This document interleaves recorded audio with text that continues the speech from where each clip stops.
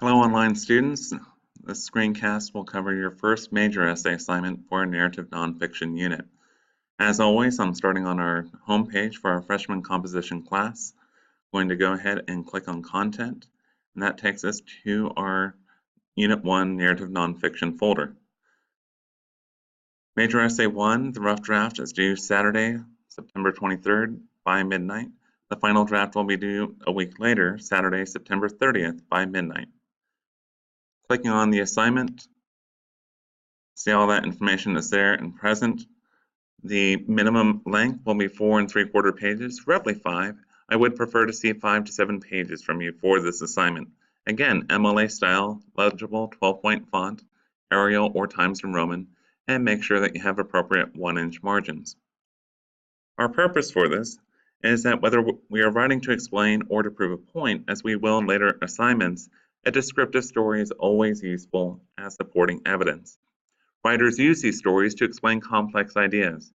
Writers also use stories as emotional supports in persuasive writing to encourage the audience to sympathize with the writer's argument.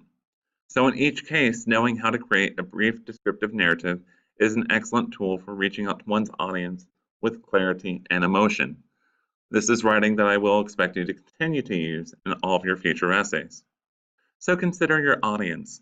While writing a descriptive narrative, you'll need to consider when to show and when to tell. If we show too much, we risk losing our point among all of that description.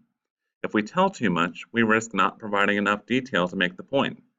So because of this, consideration of organization and word choice will be essential to the essay's development. I recommend you start by creating an outline for your essay, for example. So you have multiple options to work from here. Option number 1, describe a time when you witnessed something that went against your ethics. Did you speak up? How was the conflict resolved? How do you wish it had been resolved? What did you learn from this experience? Option number 2, describe how you became a part of the community that you see as most critical to your identity. What attracted you to this community? What was the process of how you finally gained acceptance into that community? Why is it so important to your identity? Option number 3, describe an experience in which your personal goals conflicted with cultural or social expectations. How was the conflict resolved? Were you satisfied? Why or why not? What did you learn from this experience? Option number 4, describe a time when you faced a difficult choice. What factors needed to be considered? What was to be lost or to be gained in the decision? How did the final choice influence the development of the person you are today? Be careful not to write this essay as a simple compare-contrast essay on the two choices. And finally, describe a time when you discovered your memory of a place or event was in conflict with the reality of it. For example, consider how you felt about a trip to a place your family visited often when you were young compared to revisiting that place now. One place I always think about for this essay is my parents' old house. I grew up in that house, and it seems huge to think of it when I was 5, 6, 7 years old. Now I go to that same house, and it feels extremely small and stuffy. There are times when I cannot wait to get outside of it again. So that would be a simple example of describing how you felt about a place in the past versus how you feel about it then. But the important thing here is not simply to compare and contrast those two, but to tell a story linking those two memories together and showing their significance. So your strategy, this is a narrative essay. A single, specific, sustained story should be the focus of the essay. As narrative nonfiction, the goal of the essay will be to identify and develop a point reinforced by that narrative. The topic or prompt selected is your point. That is your theme. The audience should see a preview of that point at the beginning, a development of that point throughout the narrative, and a reflection on that point at the end. That would be a very simple way of organizing this particular essay. Strengthen your essay with the elements of presence. Personal experience. Have a reason for writing. Use your background to help develop this essay. Voice. Add appropriate tone and attitude to the essay. Remember your audience in this case. We do not wish to turn off our audience by becoming too clever or being too shy. Create a conversational rhythm. Point of view. What is your place within the narrative? Why do you care? Verbal patterns.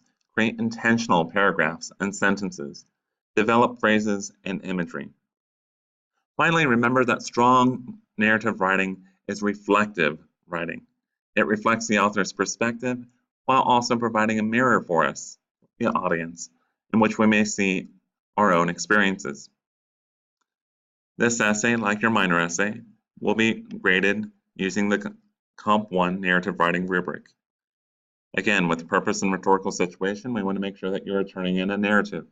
If it is simply informative or a simple compare-contrast essay, it will not adapt to the rhetorical situation needed. Development of the narrative. Make sure it is focused on original and specific actions. The details should go beyond the obvious. Situations should be specific. The analysis should be present. The introduction should set up the narrative. The conclusion should respond to and reflect on the outcome.